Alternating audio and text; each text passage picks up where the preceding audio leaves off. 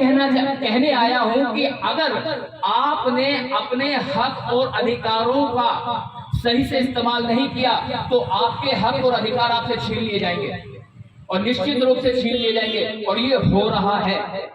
आपको जागरूक होना ही पड़ेगा। जागरूक इसलिए होना पड़ेगा कि हुआ यूं कि एक जंगल था। जंगल में एक ऐसा कोना था जहां तोतों की बस्ती थी। तोते रहा करते। अब साहब वो जो तोते, कुछ तोते फंस गए। अब कुछ तोतों की संख्या कम हुई क्योंकि वो बाजार में जाके बेच देता था। फिर अगले दिन आया, फिर तोते पकड़े और फिर ले गया। लेकिन जब इस तरह से तोतों की संख्या कम होने लगी तो बुजुर्ग तोते जो थे उन्हें चिंता हुई और एक मीटिंग बुला ली।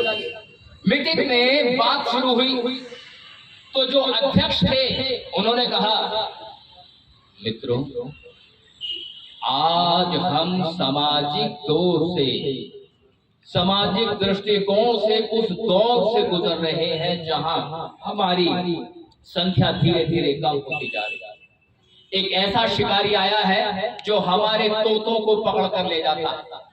अगर इसी तरह का कार्यक्रम बदस्तूर जारी रहा तो वो दिन दूर नहीं जब हमारी नस्लें आने वाली नस्लों के लिए तरसेंगी, हमारी संख्या समाप्त हो जाएगी। हमें इस संबंध में विचार करना चाहिए, कुछ निर्णय लेने चाहिए। तो कुछ विद्वान तोते वहां बैठे हुए थे। उन विद्वान तोतों ने कहा कि मानने वाले काम करते हैं कि यहाँ पास के जो गांव है वहां एक भिक्षु आए हुए हैं, शायद वो कोई एक रास्ता बता सके। तो ठीक है। तो एक तोतों का डेलीगेट बनाया गया। उसमें 2 बुजुर्ग तोते थे, 2 युवा तोते थे और 2 बड़े विद्वान तोते थे। 6 तोतों का डेलीगेट गया बौद्ध भिक्षु के पास। भिक्षु से जाके कहा, हे महामना, हे भिक्षु, हमें इस समस्या से निजात दिला दे क्योंकि धीरे धीरे संख्या समाप्त होती जा रही है।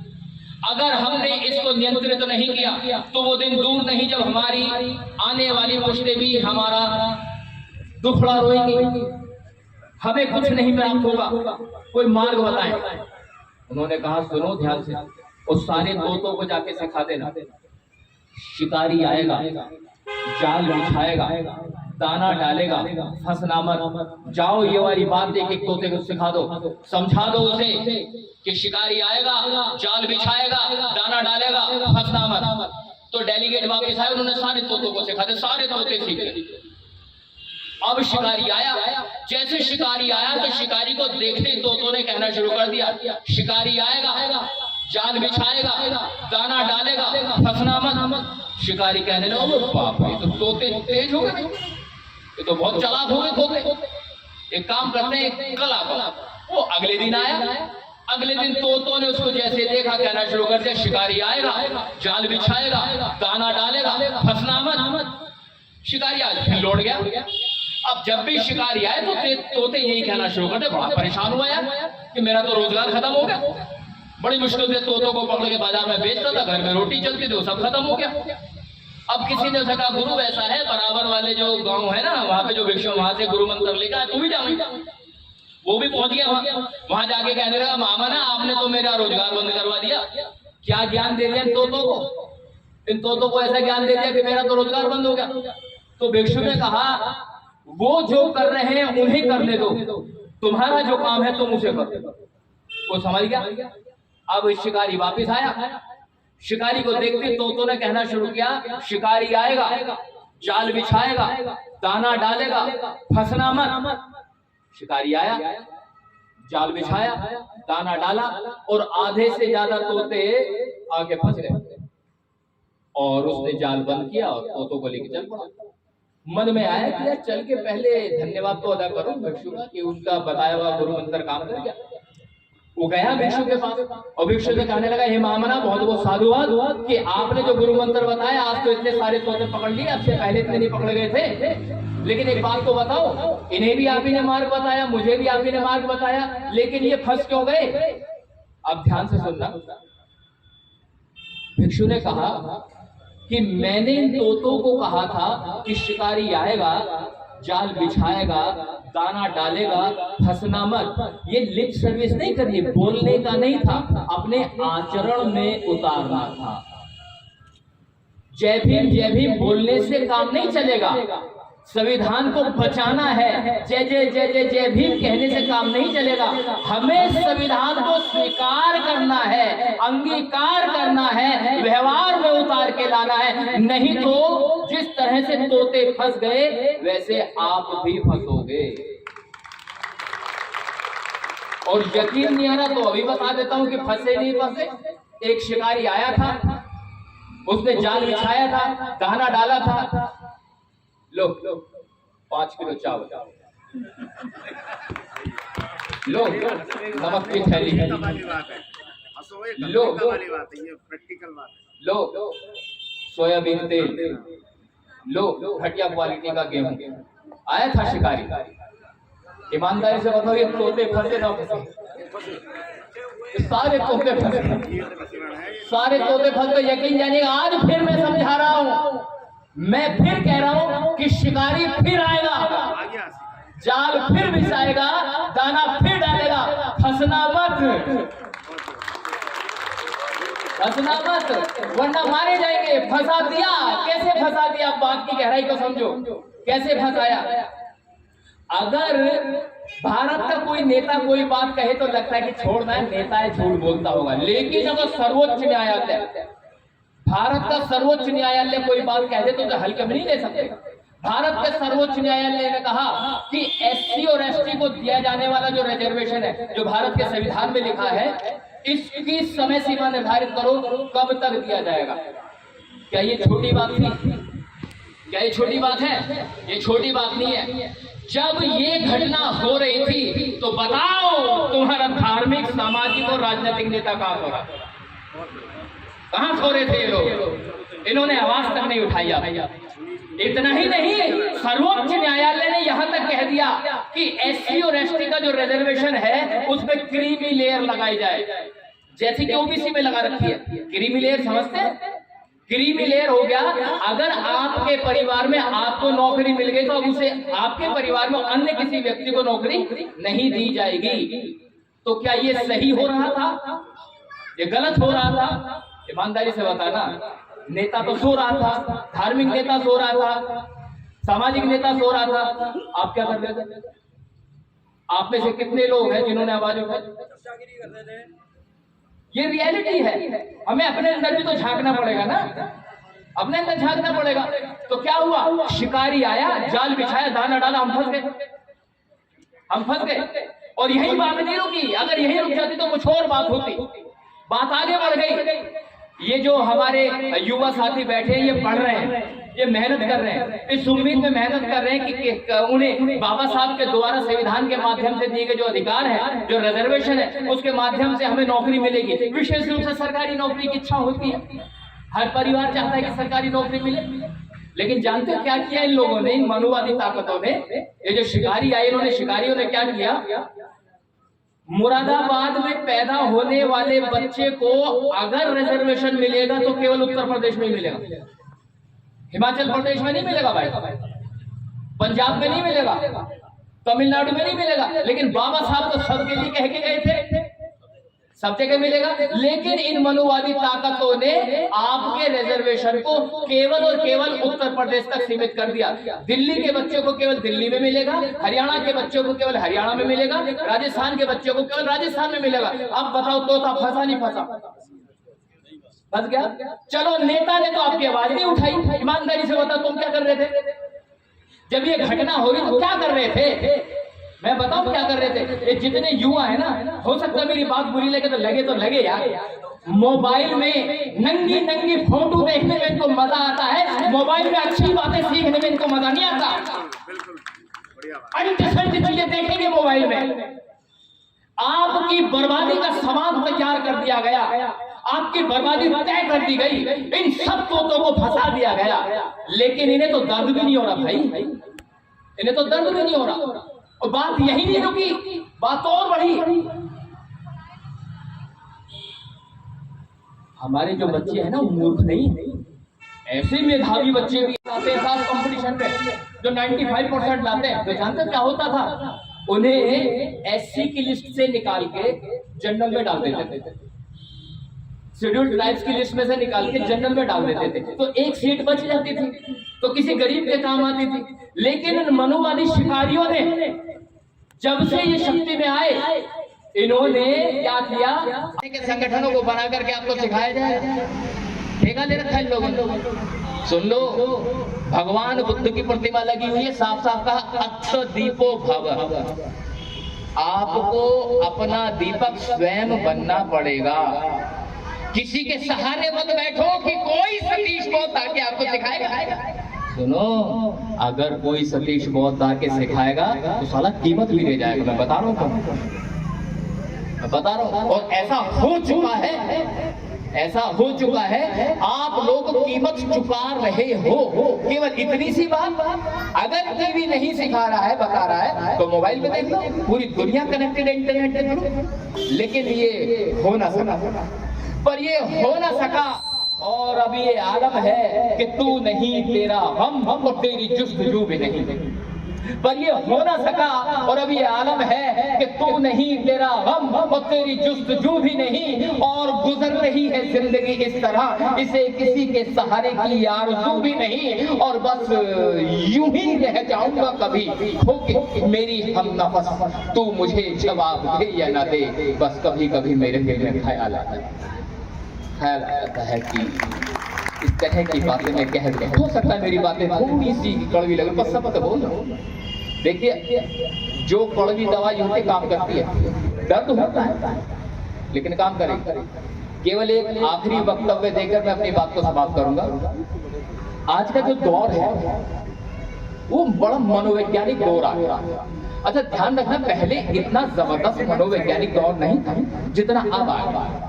लोग आपसे आप ही से कहेंगे आगे कि आरक्षण वाले जो लोग हैं वो अयोग्य होते हैं, ये जो संविधान है ये पुराना हो गया। यकीन जानिए, इसी बात को बार बार आपसे कहेंगे तो आप ही में से बहुत सारे लोग ऐसे हैं जो स्वीकार करना शुरू कर चुके हैं कि हाँ, आरक्षण ठीक नहीं है। बोलो मैं सच कह रहा हूँ झूठ कह रहा हूँ, ये रियलिटी है। तो मैं इस बात को साबित करता हूं कि आज मनोविज्ञान के आधार पर आपको किस तरह से मूर्ख बनाया जा रहा है। भाई साहब, आपका क्या नाम है? राजकमल सिंह। राजकमल जी, राजकमल जी, एक कार है, ऐसे मान के चलिएगा कम से कम 10 करोड़ की कार है, यूं कहिएगा लैम्बोर्गिनी, ठीक, और आप उस कार को चला रहे बैठी बैठी। ये जो लैम्बोर्गिनी है बड़ी महंगी कार है, बहुत स्पीड पे चलती है, विदेशों में इसकी बहुत ज्यादा डिमांड है। एक दिन क्या हुआ, वो कार मुरादाबाद की सड़कों पर दौड़ने लगे। अभी कार का जो ड्राइवर है उस कार को लेकर के फवारा चौक से मुड़ करके दिल्ली की तरफ धीरे धीरे बढ़ रहा था, और फ्लाईओवर के नीचे से हाईवे पे जैसे ही चढ़ा तो 2 मोटरसाइकिल आई जिन पे 4 लोग बैठे हुए थे। उन्होंने गाड़ी के सामने जाकर के मोटरसाइकिल को रोक दिया, और उन 4 लोगों के हाथों में गन थी। गन भी बड़ी आधुनिक गन थी, और गन पॉइंट पर उन्होंने लैम्बोर्गिनी को रुकवा दिया। माउजर निकाल करके ड्राइवर की कनपट्टी पे ताना और उससे कहा कि गाड़ी को अनलॉक करो। गाड़ी को अनलॉक कर दिया गया। एक आदमी ड्राइवर के बराबर वाली सीट पे बैठ गया, और 2 आदमी ड्राइवर के पीछे वाली सीट पे बैठ गए, और वो जो 2 मोटरसाइकिल थे वहीं छोड़ दी और एक आदमी वहीं छूट गया। उन तीनों के हाथ में गन है। अब गन पॉइंट पर ड्राइवर से कहा गया कि गाड़ी चलाओ। गाड़ी चल पड़ी।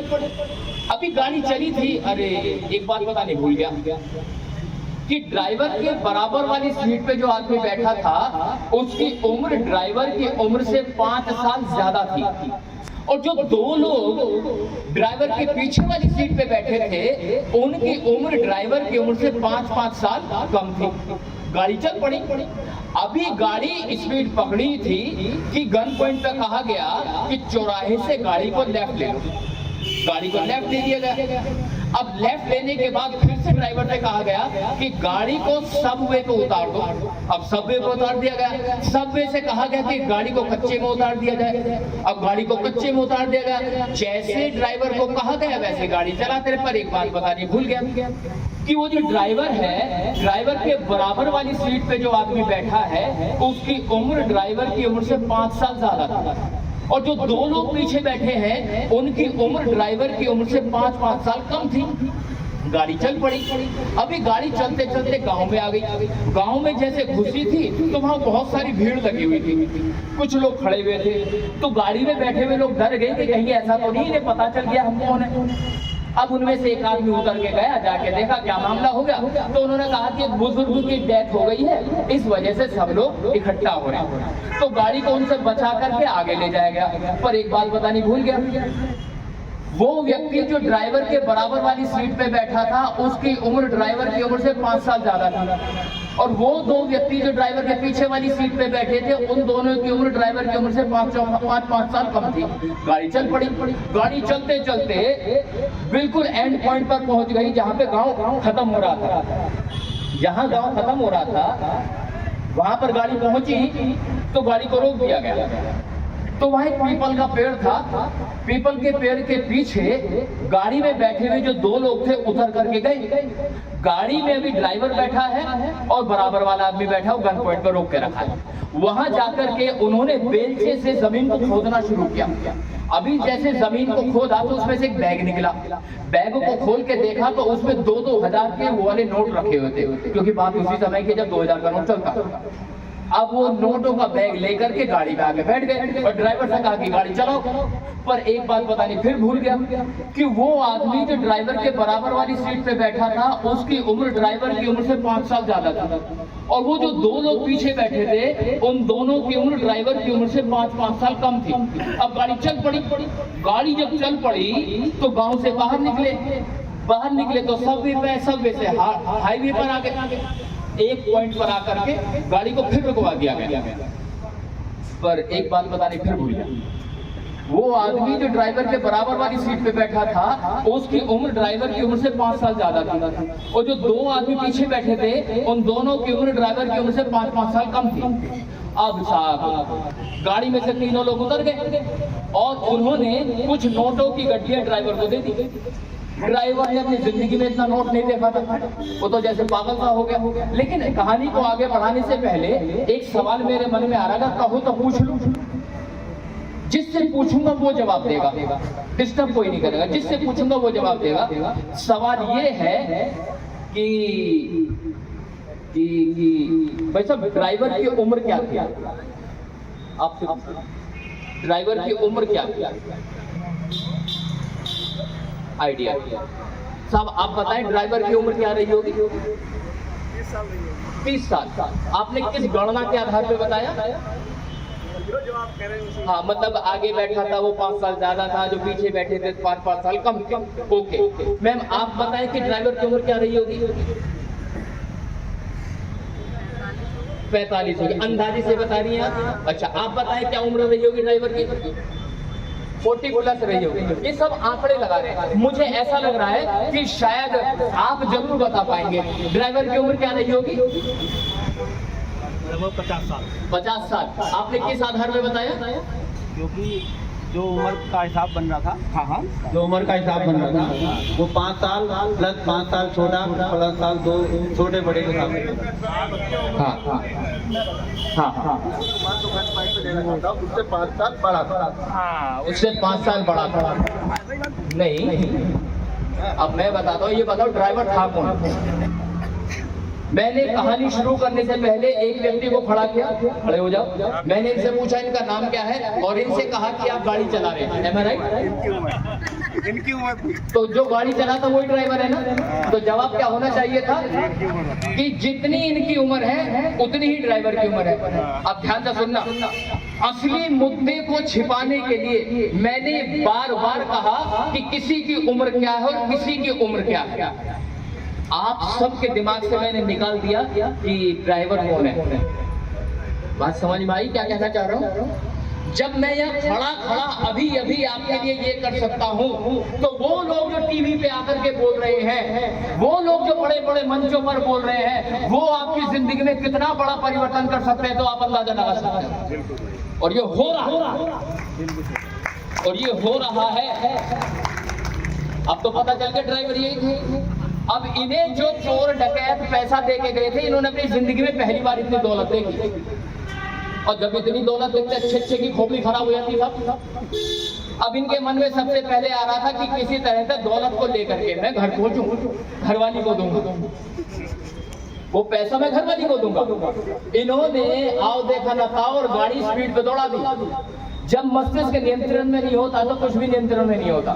मन में बहुत सारे विचार घूम रहे थे कि आज तो इतनी सारी दौलत मिल गई, दौलत का मैं ये करूंगा वो करूंगा, अब तो मेरे बच्चे विदेश में पढ़ेंगे, अब तो मैं बड़े बड़े व्यापार कर सकता हूँ, इतनी सारी दौलत आ गई, अब मुझे ड्राइवर बने रहने की आवश्यकता ही नहीं है। ये सब दिमाग में चल रहा है। अभी ये सब दिमाग में चल रहा है, हठात गाड़ी ठोक दी जाके एक खंबे में। अब यहाँ से ध्यान से सुनना, सवाल जिससे पूछूंगा केवल वही जवाब देगा। गाड़ी खंबे में जा ठोकी। अभी गाड़ी जैसे खंबे में जाके लगी तो गाड़ी की जो मैकेनिज्म था, सारा मैकेनिज्म ने काम करना बंद कर दिया। सारा मैकेनिज्म काम नहीं कर रहा था, लेकिन उसके बावजूद भी जब गाड़ी का मैकेनिज्म काम नहीं कर रहा है, उसके बावजूद भी गाड़ी की जो हेडलाइट थी, जिससे सवाल पूछूंगा वो जवाब देगा। आपसे सवाल पूछ रहा हूँ कि जो गाड़ी की हेडलाइट थी वो कभी हेडलाइट जो है कभी बंद हो रही, कभी बुझ रही, ऐसा क्यों हो रहा है? बाकी सब चुप रहेंगे क्योंकि तार लूज हो गया था। मैं आपसे पूछना चाहूंगा कि गाड़ी खंबे में आके खड़ाक लगी और जैसे लगी तो इनका जो सर था वो लगा स्टीयरिंग पर, क्योंकि एयर बैग खुला नहीं, खून बह रहा है, लेकिन गाड़ी की जो मैकेनिज्म खराब हो गई। वो जो हेडलाइट है, हेडलाइट कभी लाइट जो है वो कभी बंद हो रही है, कभी बुझ रही है। ऐसा क्यों हो रहा था? वो तो बंद ही हो गई, संतुलन खो बैठे। लेकिन ध्यान से सुनो, मैं कह रहा हूँ कभी बंद हो रही है, कभी बुझ रही है। बातें क्या अलग अलग है, कभी बंद हो रही है, कभी बुझ रही है। इसका मतलब ये हुआ जब कोई नेता अपनी बॉडी लैंग्वेज इस्तेमाल करता है तो शब्दों पे ध्यान नहीं जाता। वो बंद हो रही है और बुझ रही है, बंद हो रही है और बुझ रही है। बॉडी लैंग्वेज आपको भ्रमित कर देता है। और आज ऐसे लोग पैदा हो गए हैं जो अपनी बॉडी लैंग्वेज से आपको भ्रमित कर रहे हैं। मैंने अभी किया है, मैंने अभी किया। वो आता है, आते कहता है मित्रों करके पूरे देश की कर दी भाइयों बहनों। और वो बॉडी लैंग्वेज ऐसी बनाता है कि आपको लगने लगता है कि जो उसने कहा वो सही रहा। तो आज का दौर मनोवैज्ञानिक दौर है। अगर आप इसे समझ गए यकीन जानिएगा परिवर्तन हो जाएगा, लेकिन अगर नहीं समझे तो बर्बादी तय है। तोता फिर फंसेगा क्योंकि शिकारी फिर आएगा, शिकारी फिर जाल बिछाएगा, शिकारी फिर दाना डालेगा और तोता फंसेगा। तोते को फंसने से बचाने के लिए एक ही चीज कारगर है, वह भारतीय संविधान। इसको स्वीकार कर लो, इसको अंगीकृत कर लो। बेटा बेटी में फर्क करना बंद कर दो, ऊंच नीच भेदभाव को समाप्त कर दो, भाषा भेद को समाप्त कर दो, लिंग आधारित भेदभाव समाप्त कर दो, जाति आधारित भेदभाव समाप्त कर दो, तो आप इस संविधान को स्वीकार कर लेंगे। इन्हीं शब्दों के साथ मैं सतीश बौद्ध अपनी बात को यहीं समाप्त करता हूँ। आप सभी का मुझे सुनने के लिए बहुत बहुत साधुवाद।